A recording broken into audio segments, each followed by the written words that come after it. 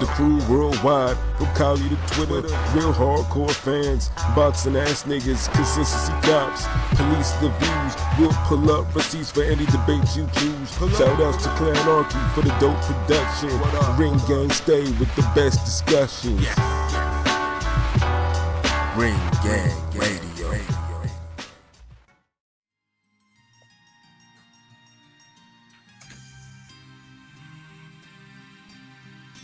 Yeah, good evening, everyone. Welcome to another episode of Real Talk, where, as always, if shit's real, we talk about it. I'm your host for tonight, Pat Scorpio, the New England representative. And as always, I got my man with me. I'm going to let him introduce himself. It's your boy, man, the Soul Wars, Jesus Shuttleworth, the God, a.k.a. the GOAT artist. Yes, sir. Yo. Yes, sir. So, yeah, LB. So we got plenty of fights to talk about. Some that are upcoming this coming weekend. But before we get into those, let's talk about the fight from last night. You know, after watching my Eagles unfortunately come up short against the New Orleans Saints and put me in a kind of a mood for the whole night. You know what I'm saying? So it kind of took all the flavor out of me actually watching boxing afterwards because I was so PO'd. But that's a personal problem. I recognize it as such. That's life, and I will get over it at some point when the Eagles win another Super Bowl. So yes, so we had a PBC on FS1 card. That was, the main event was Jose Uzcategui, who was defending his IBS super middleweight title against Caleb Sweet Hands Plant.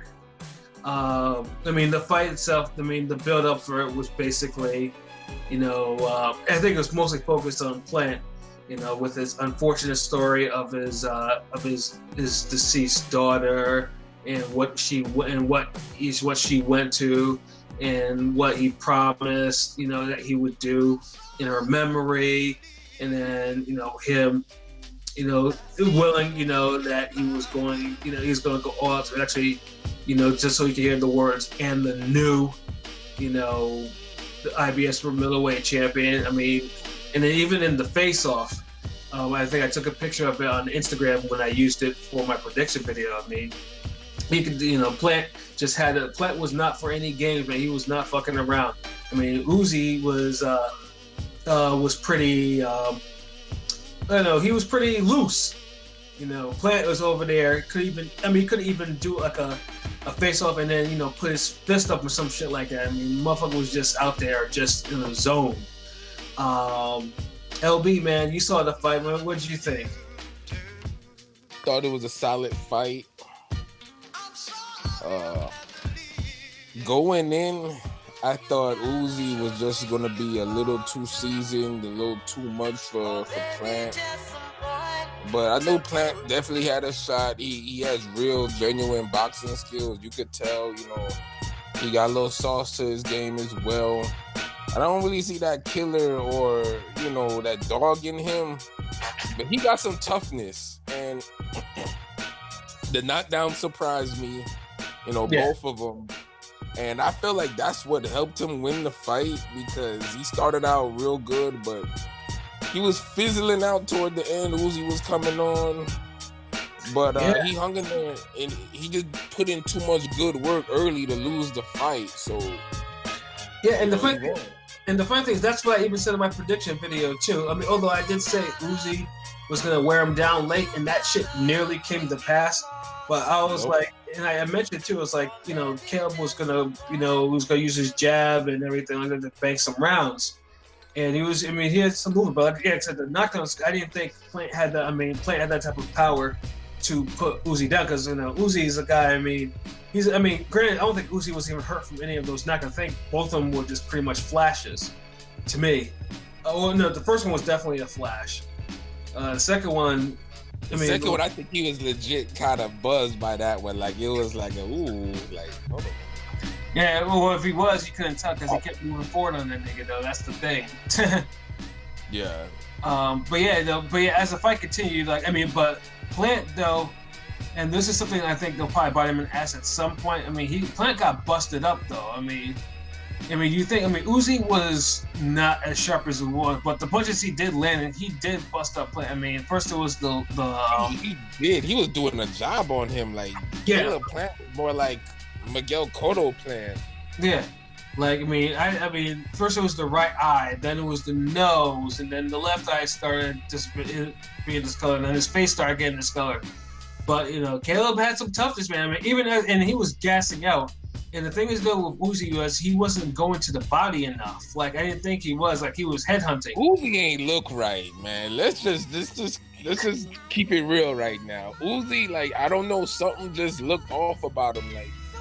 Like he fought like a guy who lost that pep in his step, and he just seems like a half foot or a foot away from just getting it going. Like the whole fight, he looked like he was getting it going, like about to get it going, like almost there. Like even the times when he connected and landed, it just seemed like you're like, damn, like okay, like you're waiting for him to pick it up or go even harder and just get that little step back, and it just never came.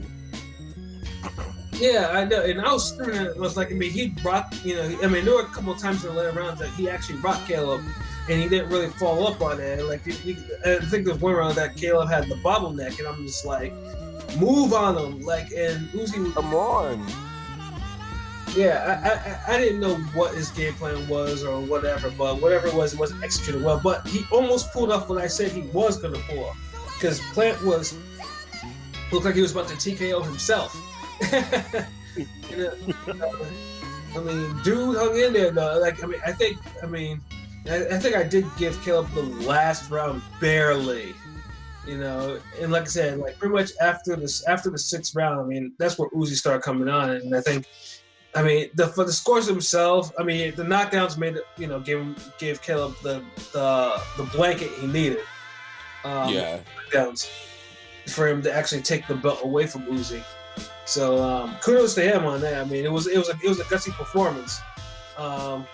It was a show improved, because the reason why I didn't think Caleb Plant could pull it off was I felt like he ain't really have no development. It's like he was fighting a bunch of jobbers, and then Porky Medina, and then bam, Uzi. Like right. No real progression. It's like they kind of just, they did a Lubin on him. They did an Erickson Lubin on him. Like, let him fight some jobbers, build a, career mode him, and then all of a sudden they said, all right, let's throw him in with a power punching belt holder. Like, okay, exactly.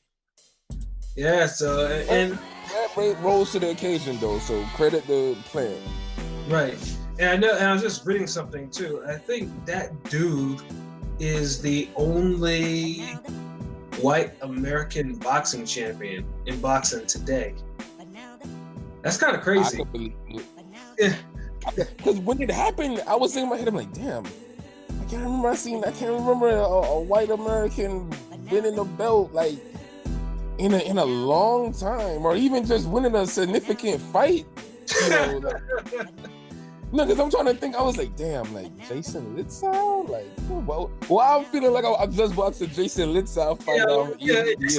Jason Litzau didn't even hold any belts, man.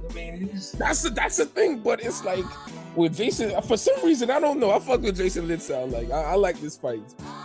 But for some reason, when he won, you just felt like, God damn, like, okay, like it was a big deal, like.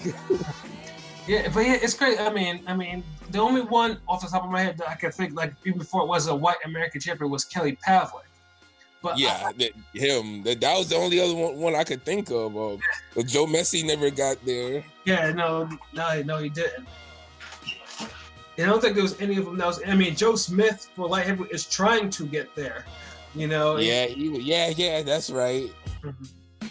Yeah, but then I don't think there's any. Definitely not at middleweight. Oh no, there was no. Yeah, no. Oh no, Andy Lee's not American. Irish. Yeah, he's Irish. And no, not at 154. Definitely not at welter. Not at 140. Peter Manfredo. Nah, I'm playing. But it's been a while. Yeah, I think Pavlik. In a long ass time, like The longest time, yeah. you know, and that's the thing is like we fuck with boxing, we fuck with everybody, so Right. this is just something we just happen to notice, like. Yeah, no, to me, it was something I just noticed on Twitter. I'm just like, damn, like Caleb Plant is, it's like, damn, it's been a while. I mean, Pavlik is the last one. I mean, it has to be because I just don't remember anyone else. No, I don't remember anybody else. And there's not a lot, and even below 122, there's not a lot of white American fighters like that, anyways. So I know that for a fact. I know that's not.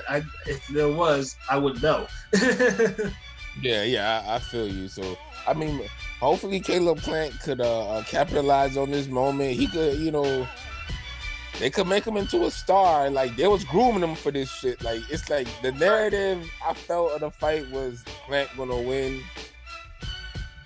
Like somebody really trusted him to take a gamble on this fight, and it paid off. And hey, if you believe in your skills, hey, do what it do, man. It's just I don't want to see the man get fucked up too bad. He was taking some heavy shots at the end, and just got him right. He a champion now, so he can't just take walks in the park. But I mean, I could see Al probably giving him a soft touch in a hometown defense. Yeah. And then after that, go from there. Unless, of course, he has a mandatory that's like waiting for him. Right. But keep him away from Callum Smith, though. Like, Callum Smith is all wrong for dude. Keep him away from Benavidez. That dude is all wrong for him because Benavidez activity. Benavidez can punch and has volume punching. Those are the two things. Like him too. Yeah, I ain't even remember him. Now I'm like, but as soon as you said his name, I started to remember that combo he was throwing on what's his name? Porky, yeah. Porky Medina, and I'm like, shit, like, yeah, like he definitely Yeah, I don't think he's ready for those two.